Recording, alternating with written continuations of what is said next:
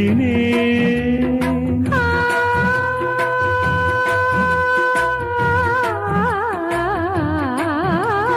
கண்ணென்னும் ஓடங்களில் கரை தேடி நான் ஓடினேன்.